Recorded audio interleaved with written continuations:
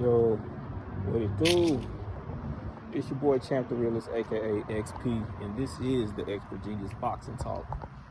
And, right now I'm probably about a mile away from my house. Get my little nightly walk in, exercising my ankle, recovering from surgery. But I wanted to talk about Laila Ali not being undisputed, which to me,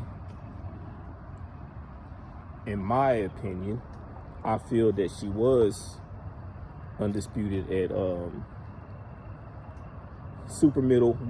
super middleweight, because she had all the titles at that time. Now I can understand them saying in 2007 when she retired she wasn't undisputed, but 2005, 2006, she was undisputed. And what's being held against her is that in 2005 and 2006, or mainly 2006, she didn't hold the WBA, WBO, and IBF titles, which, when you go back and look, the WBA, WBO, and IBF wasn't sanctioning women's fights at 168 pounds or super middleweight. So to me, if she has all the other major titles at that weight division, and then there's those 3 titles, but she can't fight for those titles because those sanctioning bodies at the time weren't sanctioning fights for women at that weight class, how can you count that against her not being undisputed? That'd be like, because one of the titles she held was the WIBA title, and I forgot what the other one was, but that would be like now the WIBA still being a major title, and there was another 4 alphabet, sanctioning body.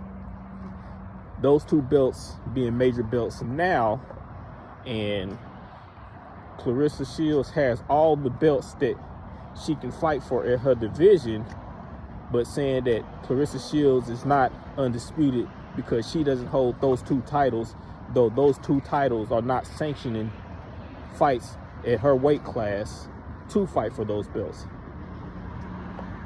That, to me, that's a technicality, and I think Laila Ali should be acknowledged as an undisputed super welterweight champion at 168 pounds, given the fact that during her boxing career, she was never stripped and she never vacated any title. So if you have all the belts at that weight class you can fight for, you was never stripped and you never vacated, how are you not undisputed? Because there's 3 titles that you can't fight for.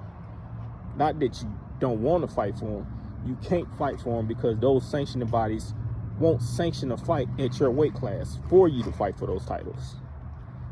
That, it doesn't make sense. So when you hear people like Clarissa Shields and all that say that